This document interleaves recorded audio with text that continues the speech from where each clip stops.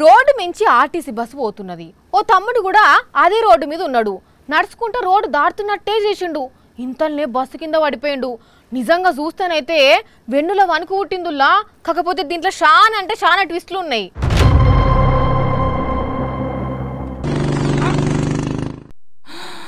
దేవుడా నువ్వే కాపాడినవు పో, లేకపోతే బస్సు కింద పడ్డా పానాలతో బయట పడ్డాడంటే మామూలు ముచ్చట్న.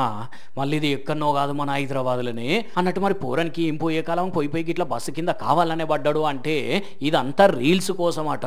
పోర్ని పూలగా తాడదెంపగలరు, రీల్స్ కోసం పానాలన్న తీసుకుంటారా వారే అని కోపం చేయకండి.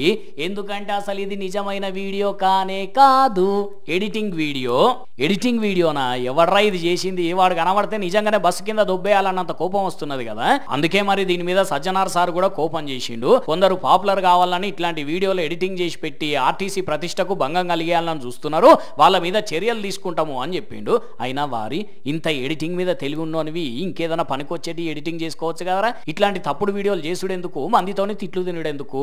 ఇప్పుడు ఈ వీడియో సోషల్ మీడియాలో వైరల్ అయ్యేసరికి ఇట్లాంటి వాళ్ళను ఒట్టిగానే ఇడిచిపెట్టద్దు సార్ అనుకుంటా కామెంట్లతో కడిగి పడేస్తున్నారు నెటిజన్లు.